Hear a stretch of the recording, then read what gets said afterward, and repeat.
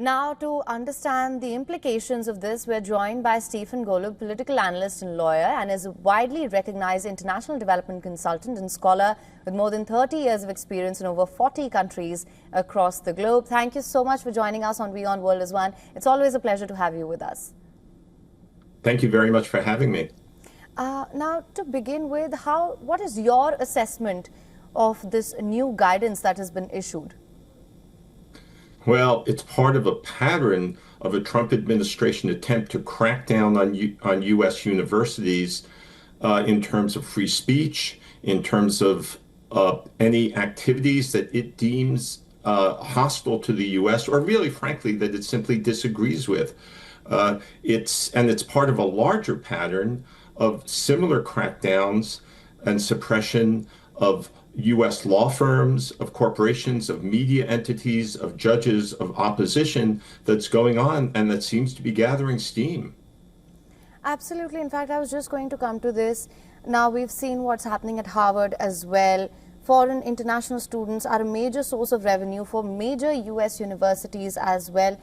What we are seeing is some sort of a fortification. We're seeing how the Trump administration has time and time again tried to control the narrative, perhaps stifle free speech and the right to expression of students from different economic and cultural backgrounds. A statement of purpose for an application to a university does not seem enough. Now their social media is to be monitored. What are we actually looking at here? Why do you think there is the Trump administration feels the need to do this? Well, part of it simply is control to suppress free speech or certain opinions on American campuses. Ostensibly, it's about anti-Semitism. Ostensibly, it's about people who might have advocated for Palestinians to an extent that the Trump administration views it as being pro-terrorism. But those are really, really fake excuses for what it's trying to do is to exert control.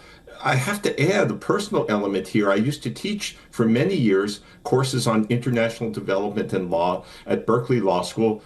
Some of my finest students were Indian visiting students. It really breaks my heart to think that people like them these days would not be able to come to the U.S. to share their knowledge and background with their fellow students and professors and the society at large, and would not benefit from an education in the U.S. At good universities. So this really hurts the U.S. as much as it hurts the foreign countries and foreign students, although certainly the foreign students much more immediately.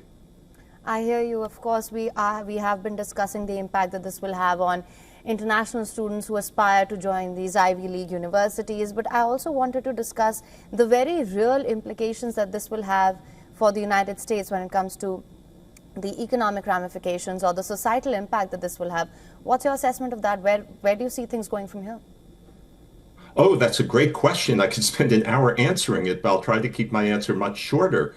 In terms of economics, it means that the U.S. is cutting itself off from contacts with, and in some case, people settling in the U.S. who bring a tremendous amount to bear in terms of their personal attributes, in terms of their intellects, in terms of their contributions to the economy. This is also incredibly ironic and counterproductive in terms of what the U.S. has been historically. We've been a nation of immigrants, and not that all students are here as immigrants, but we've kept our doors open to people who would temporarily or permanently come here to not just learn here and contribute, but to bring what they've learned back to their home countries and strengthen all sorts of personal and economic ties. So it's very counterproductive to U.S. interests in terms of international connections, in terms of economics, and in terms of who is going to trust the U.S. if it keeps cutting off its nose to spite its face this way, in terms of, that is, not allowing people to be here. People from India or from other countries would understandably, if they could find students from India, would understandably prefer maybe now to apply to schools in Europe or in other parts of the world where they can get fine educations and bring their intellects to bear, because you can't trust the U.S. regarding student visas, regarding a whole manner of things that the U.S. used to be reliable for. Right. Mr. Golub, I hear you. Thank you so much for joining us on WION World is One with your insights and perspective on this.